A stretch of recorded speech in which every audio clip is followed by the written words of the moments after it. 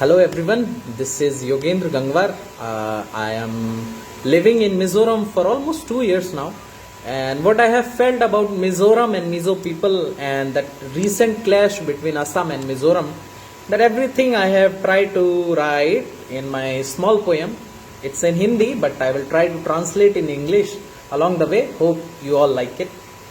So it goes like, मैं जंगल का बेटा हूँ और ये धरती मेरी माता है. मैं बांस के घर में रहता हूँ, मुझे महलों से क्या नाता है. Says, I am the son of jungle and this land is my mother and I live in a bamboo hut. I don't care about your castles.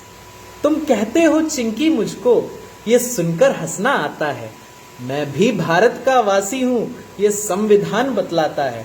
You call me Chinki and I laugh after hearing this because I'm as Indian as you are because the constitution says so. ये मिजोरम की धरती है, इसे खून से अपने सींचा है. ना हिम्मत में ना मेहनत में मिजोरम ना किसी से पीछा है.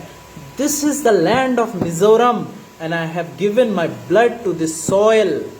And Mizoram is second to nobody. Either it is in courage or it is in hard work. एक दूजे के सुख दुख में हम सब शामिल हो जाते हैं. यहाँ छोटा बड़ा नहीं कोई, हम ललपा के गाने गाते हैं. We all share each other's happiness and sadness. And here nobody is smaller, nobody is bigger because we all sing together lalpa songs. जब एक भी मीजो गिरता है तो 100 मीजो उठ जाते हैं. घर टूट जाए घर एक का भी तो सब मिलकर बनवाते हैं. Whenever one mizo falls, hundreds of mizos stand up to support that person. And if somebody's house is broken, all the community comes together to build that person's house.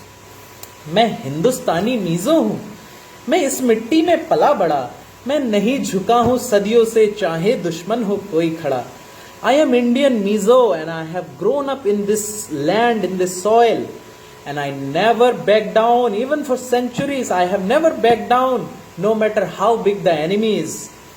तुम बंदूकें दिखलाते हो, मैं बंबू लेकर खड़ा हुआ. मर जाऊंगा इस मिट्टी में, मैं अपनी जिद पर अड़ा हुआ. You show me guns, you show me rifles. I'm just standing there with holding bamboo stick in my hand. And I will die in this soil because I have taken this pledge that I will never leave this land. Bharat का कोई दुश्मन हो, meso ना उससे डरता है अलग संस्कृति मेरी मगर हर मीजो भारत पर मरता है. Whether it is any enemy of India, no mizo will afraid that enemy. Even though our culture is different, but still we love our country so much.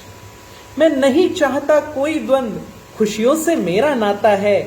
पर घर मेरा तुम लूटोगे तो मुझको भी लड़ना आता है. I don't want to fight you because I love happiness. As everybody knows, in happiness index, Mizoram is number 1 in India.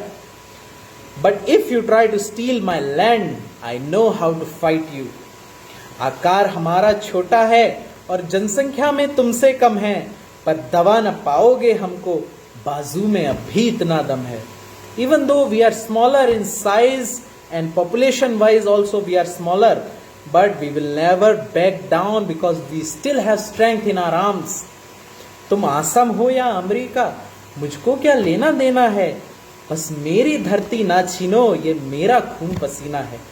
Whether you are Assam or you are America, I don't want anything from you, but you don't try to steal my land because I have given my sweat and blood to this land.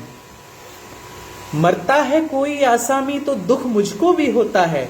इन बिना बात के झगड़ों से दिल मेरा भी रोता है. Whenever an Assamese person die, I also feel sad. And on this petty issue, this small quarrels, my heart also aches. क्या हम दोनों मिलकर के खुशियों से ना रह सकते हैं? आवश्यकता क्या लड़ने की जब मिलकर बातें कह सकते हैं. Why do we need to fight? We can live happily, can't we? Why do we need to fight? Because if we can live happily, we can communicate to each other, then we don't need to fight to each other. है दोस्त बदलते रोज मगर पड़ोसी ना कभी बदलते हैं. आओ इन झगड़ों को भूल के हम अब प्यार की राह पे चलते हैं. You can change your friends any day, but you cannot change your neighbors. So let's forget these petty issues, the small issues, and let's walk together on the path of peace and love. पूर्वोत्तर भारत के हिस्से हम, रिश्ते में भाई भाई हैं, हम मिलकर सुलझा लेंगे सब, चाहे कैसी भी कठिनाई है. We both are part of Northeast India, and we both are like brothers in relation to each other. So let's forget everything and we will solve every situation. We will face every situation along the way, no matter how big it is. And let's hope everything become peaceful and Assam and Mizoram live peacefully together again. Thank you.